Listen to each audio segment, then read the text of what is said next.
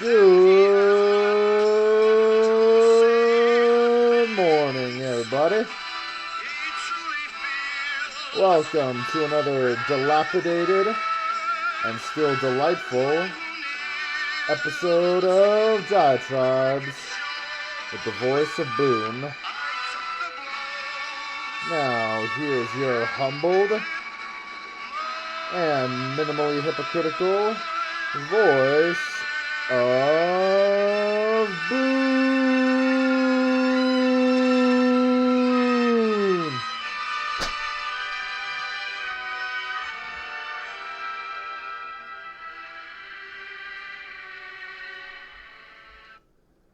Good morning, everybody. With my cat Brutus. It is currently evening, actually, but I plan to have this uploaded in the morning, evening of December, December 30th, 2022, of course. We don't get a lot of rain in Nevada, but when it rains, it pours. A lot of people say, oh, healthy for the environment. Yeah, well, if only it would go off our schedule. If I had control of the weather, oh boy, missed every single day, no exceptions. So, this will be my official rebuttal to the episode I'm sure you've watched titled With All Due Respect. And with all due respect to that episode, I think that he was very respectful. Let me just make sure that the volume should be at its highest currently. I've been told by Doom that the microphone I got him is a little askew, but we'll make it work.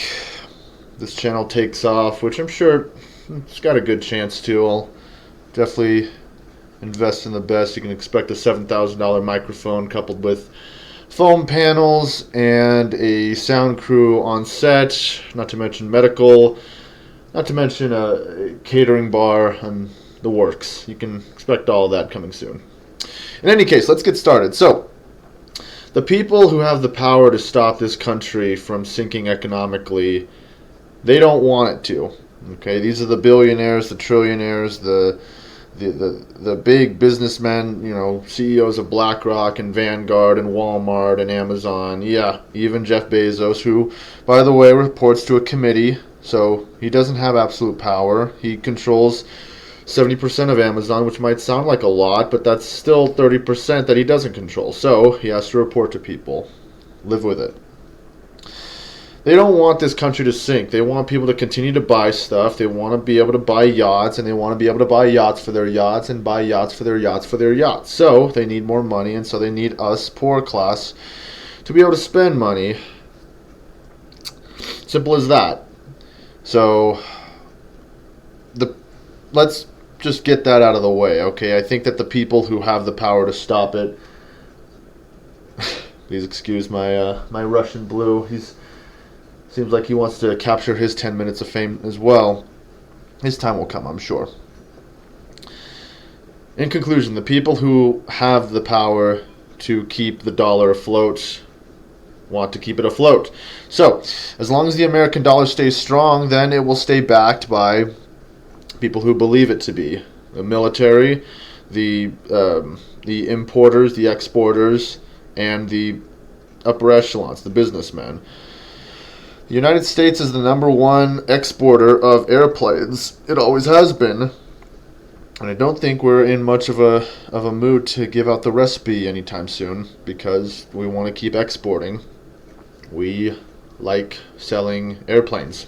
So, whether used for war or for cargo or for living in, I'm sure, a lot of people will start buying up planes if it's going to be the next van life, so to speak. Hashtag van life, I guess that was a thing. That still is a thing. People living in vans and just traveling a country. Why not? Why not have a plane? Sure, go for it. It's going to be a luxury. We got a guy selling jetpacks, to the public. Not, you can't take them wherever you want, but nonetheless, it's a jetpack. Come on, who wouldn't want that? You have a few tens of thousands of dollars to spare for an afternoon. Go for it, and it's good for the economy. So, let's talk about the border. We've got all those people from they're mainly from Haiti, but I'm kind of flubbing the other countries. They're on the Mexican border, trying to come in through Texas, and there was a Supreme Court justice that made an executive call saying, yeah, you gotta restrict asylum for now. The process is getting overrun. Okay, I don't think that I was actually speaking to Doom earlier. We don't get to see each other that much, so that a few moments we do kind of catch each other, we always kind of bicker on the State of the Union, so to speak. We don't really need a population cap. I think that we have a lot of land here in the U.S. that's unused that we can be put towards building mills and building silos and building factories, clean factories, hopefully. We have plenty of space. It's fine, We don't really need a population cap, but we do need a cap on how many people we let in at a time. And it's like, oh, we got tens of thousands of people waiting right there. Well, what do you want to do? Just let them in? Just right now, give them all asylum. Just stamp. Come on, you're gonna overwhelm the bureaucrats. You're gonna overwhelm the bus stations, the trains, the airports, the roads. Come on, you got to think of all this stuff. You can't just overwhelm El Paso like that. Tens of thousands of people. Come on. So I think that it's fine. I think that we're going through the motions, and that ultimately everyone will either get in or get denied, or they'll find their own place. This is their pilgrimage. So I say, let them go on it. I'll see you on the other side. What else we got? Get realistic about. Let's talk about Trump. I feel like Doom hasn't talked about Trump in a while, and he's actually going through his own little pilgrimage right now. So, Trump's home in Mar-a-Lago was raided because they wanted to both find. Well, there's three reasons, I suppose. One, he didn't report his taxes right. Go figure. He's a billionaire, so they're gonna stick their noses all up in his pie. Fingers, rather.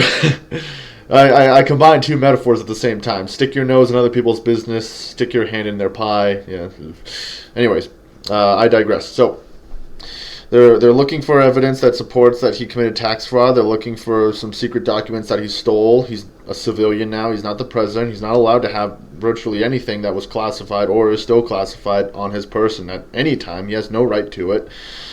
And he's also looking for evidence to support that he was that he intentionally caused the events of January 6th. Now, let's all be honest here, okay? January 6th was a long time ago, okay? Now, a lot of people are still serving time for that, all right? Because people were hurt, damage was done, property damage, a lot of turmoil, okay? You can't, and regardless of whether it was a victimless crime or not, they pled guilty. They went on trial. They said, okay, well, I'm not going to stick this out. This is a criminal hearing, of course, so they are just going to put all their chips on black and see what happens. And unfortunately, a lot of people got sentenced. A lot of people didn't get sentenced, though. A lot of people never got caught. The only people, in my opinion, that did get caught, the ones that I see, okay, I haven't seen them all, but these are people that were willing to go through this process of storming the Capitol, interrupting a meeting, causing damage, and potentially getting people hurt. So I would say that some kind of punishment is necessary, eggshell skull theory. Just because you don't mean harm, if you cause harm, then you've got to be guilty of something. I don't always agree with it, but in this case, there's a certain I think placebo effect with the government. If you don't have faith that the government is doing the right motions and they're not going through due process, then it's just going to make everyone else think that, oh, this is a weekend process. Let's just and then you can't do it. Okay, as much as I would love to just say that they're all got their priorities mixed up and it's not going to work and everyone in Congress deserves to be fired and hung up by their throats. You can't do it, okay? You got to go through things legally, and I think that things will go through legally, okay? I've seen, and this happens on TV, okay? I'm a nobody for now. I do plan to be a very good attorney one day and a very successful author. By the way, I don't have it with me actually, unfortunately. Hang on. Let's take one quick recess. My title for my children's book, The Size of Davy, just came in today. If you or your loved ones have any youth in your life, please consider buying my children's book. It's called The Size of Davy by myself, Benjamin H. Miller. Oops, you know my last name. How unfortunate. Yeah, that's my shameless plug for the day. What was I saying? Yeah, so there's got to be some kind of justice for civilians just as much as politicians, because we all know that politicians are just civilians that have some kind of etiquette or have some kind of dedication to upholding the law and fulfilling the interests of the people that put them there. Now, whether or not they do that is irrelevant, okay? They're just the same as us, all right? So why do we ever think that they need to be perfect, you know? Oh, just because this person put up their hand and took a vow, now all of a sudden they're never allowed to make a mistake ever? Come on, give yourself a break. Give humanity a break. So there's that. Now, back on to Trump. So he has been found guilty of the conspiracy. I can't get into the nitty gritty. We'll be here forever. But basically, a committee decided that yes, he was trying to incite some kind of violence on January 6th. Now that you can blow your nose with that verdict, okay? Basically, if that goes to the DOJ, the Department of Justice, someone could just casually throw it in the trash and it'll be meaningless, okay? Just because you're charged with something, it doesn't mean anything's immediately going to happen until a prosecutor or somebody with enough power to do so will take action against you. So there's that, and Trump has a very big legal team, and he will probably drag this trial out for years and years and decades even, okay? By the time that anything even happens, he'll be in the grave. So I don't think that you have to worry about Trump being convicted of anything anytime soon. In my opinion, I will gladly eat my crow if anything happens. Can we expect him to run in 2024? I don't know. We got to feel the weather on that one a little bit more, because to me, the waters are too raging right now against the Gompers. You know, nobody really knows who to trust anymore. What kind of policy? Me, I've always thought of myself as sociological right, but economic left, if that makes any sense. You know, I feel like we should definitely diversify what our budgets go into. We don't need all of our money going towards the Department of Defense or giving cops bazookas or something. But at the same time, I do think that if there comes a time when a cop needs a bazooka, heaven forbid, come on, let them have them. You know, sure. It's better for a cop to have a bazooka than a raging a terrorist on the street. So, you know, that's granted that metaphor probably isn't. It's a little slippery slope there, but you know, I'm gonna stick with it. I don't generally rehearse these at all. So, in conclusion, the country is a little bit having pardon me, tongue twisted, having a little bit of an identity crisis, I believe. We're not really too sure where this whole Ukraine escapade is going to go. The price of gas is kind of stagnating, and ultimately things are very similar to how they were at the start of the year. I encourage everyone to do a few things. Number one, recycle. You have no idea how much big oil actually gains from being able to recycle plastic back into the system, so that they can stop using so much new oil and stick with the plastic that they've already gotten to make the materials that they want to make. Let me just get a quick sip. I swear, someone needs to invent like a chilled type of hot cocoa. I guess that would just be chilled cocoa. A better recipe, because no bueno with that one. It's okay though, but the marshmallows kind of savor it. So yeah, recycle. Number two, buy American. All right, I know you hate to hear it. You want to shop on Amazon, you want to shop on Etsy, Pinterest, buying stuff off of TikTok, buying stuff off of Facebook. It's great and all. It's very convenient. Just be able to beep, bop, boop, insert your information and have it ordered the next day. We've been doing that for too long. If you want the economy to get back on track quicker, I encourage everyone to buy American. Shop at a local store. Shop at a mom and pop's place. Okay, don't freaking, if you're in the mood for Chinese food, don't go to Panda Express. One of these chain places. Don't go to McDonald's. Don't go to a mom and pop's place where you're gonna you might pay like $40 or so for the bill. It's gonna be a little bit more, yeah, but you're ultimately going to be helping the economy, and things are going to come down slowly because all these businesses based offshore, the money's not coming back into the States. They're going to spend it somewhere else where things are cheaper. All right, so it's a self-fulfilling prophecy. So buy American, recycle, and honestly, try to have a modest holiday. New Year's is coming up. After that, it's going to be a skip, hop, and a jump away until St. Patrick's and Easter. Then before you know it, it's Memorial Day and Veterans Day, and we're doing the whole shebang over again. So please have a modest holiday. Don't go overboard. You really don't need to, be going out to a bar and just getting loaded on drinks and having the time of your life, going out and shooting off tens of thousands of fireworks, making the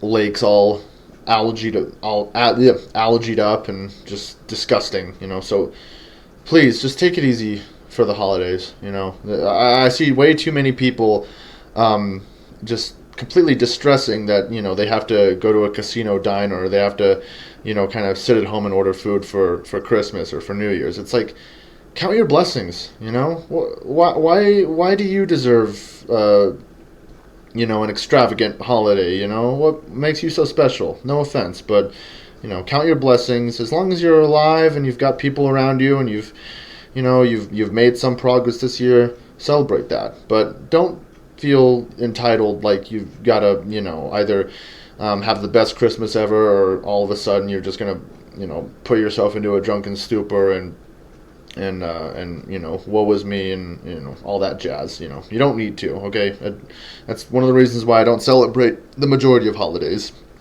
It's just an excuse to either feel sorry for yourself or feel over encumbered by the standards that you must uphold. So I hope you enjoyed this episode. All right, to summarize my last few points: please recycle, please buy American, and please have a modest holiday. Take care of yourself, stay optimistic, and I will see you all in the next episode. Thank you all.